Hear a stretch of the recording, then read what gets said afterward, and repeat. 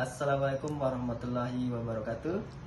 Perkenalkan, nama saya Muhammad Prayogi Ginanta dengan NIM J1B0231136 dari kelas PP3. Nah, di sini saya akan membacakan hasil review jurnal saya dalam bentuk PPT yang berjudul Sosialisasi Pendampingan Mitigasi Dampak Perubahan Iklim terhadap Pertumbuhan dan Hasil Jambu Mete di Desa Sambik Elen, Lombok Utara, Nusa Tenggara Barat. Nah, langsung saja kita ke slide yang pertama, yaitu ada latar belakangnya, di mana perubahan iklim ini, terutama peningkatan curah hujan yang tidak menentu sejak 2018 sampai 2022 telah menyebabkan penurunan hasil panen jambu mete hingga 85% akibat ganggalannya proses penyebabnya.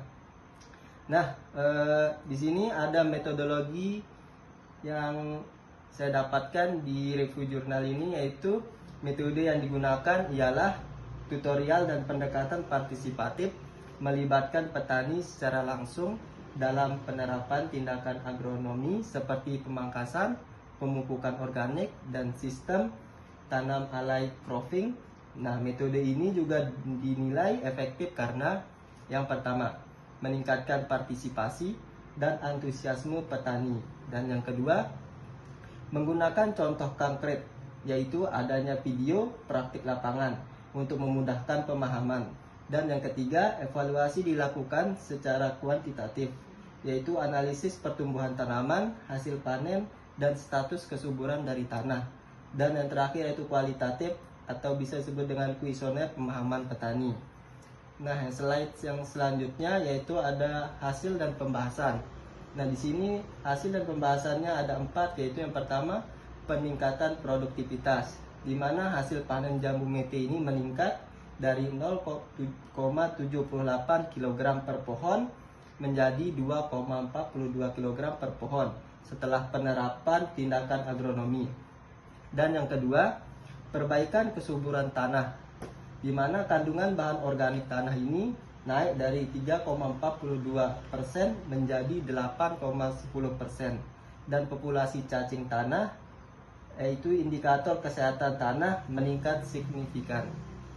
Dan yang ketiga, keuntungan ekonomi.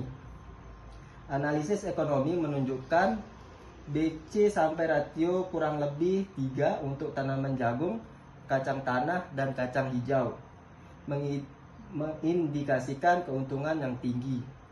Dan yang terakhir, yang keempat, yaitu pemahaman petani, di mana 91% peserta memahami materi sosialisasi dan 95% merasa narasumber kompeten. Oke, selanjutnya yaitu adapun kelebihan dari metode agronomi ini, yaitu yang pertama, relevansi praktis, yaitu solusi yang ditawarkan seperti alai cropping dan pupuk organik mudah diadopsi petani dengan biaya rendah. Yang kedua, datanya lengkap, dilengkapi tabel dan gambar yang memperjelas perbandingan hasil sebelum dan setelah intervensi. Dan yang ketiga, partisipasi aktif. Pendekatan partisipatif berhasil mengubah sikap petani dari pasif menjadi aktif. Yang selanjutnya, slide selanjutnya, adapun dari kekurangan dan solusi untuk perbaikan, yaitu yang pertama, dampak jangka panjangnya. Tidak ada data tentang berkelanjutan program setelah pendampingan berakhir. Nah, solusinya perlunya studi lanjutan untuk memantau dampak jangka panjang. Dan yang kedua, variabel iklim, di mana analisis perubahan iklim ini seperti data curah hujan hanya disajikan secara umum. Nah, solusinya penambahan grafik tren iklim akan memperkuat argumen. Yang ketiga, keterbatasan dari lokasinya, yaitu penelitian terbatas pada satu desa. Nah, ada juga solusinya perlu replikasi di daerah lain untuk menguji generalisasi hasil. Oke, selanjutnya yang implementasi dan rekomendasi. Yang pertama yaitu untuk petani, teknik alai cropping dan pupuk organik layak diadopsi untuk meningkatkan ketahanan terhadap perubahan iklim. Dan yang kedua, kebijakan. Nah, di sini memiliki pemerintah dapat mempertimbangkan program serupa sebagai bagian dari adaptasi iklim sektor pertanian. Yang ketiga yaitu adanya penelitian lanjutan. Perlunya eksperimen dengan variasi tindakan agronomi atau kombinasi tanaman yang lebih beragam. Nah, sudah datang dari kesimpulannya yaitu di atas, yaitu jurnal ini memberikan kontribusi signifikan dalam bidang pertanian berkelanjutan, khususnya mitigasi dampak iklim pada tanaman jambu mete. Kombinasi pendekatan partisipatif dan solusi teknis yang teruji di lapangan membuat penelitian ini layak menjadi rujukan bagi akademisi, praktisi pertanian dan pembuat kebijakan. Namun, perlu diperluas cakupan dan durasi penelitian ini untuk memastikan keberlanjutan dari hasil.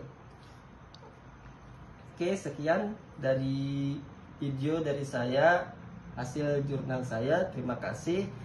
Jika ada kekurangan atau kesalahan pahaman, mohon dimaafkan. Sekian, wassalamualaikum warahmatullahi wabarakatuh.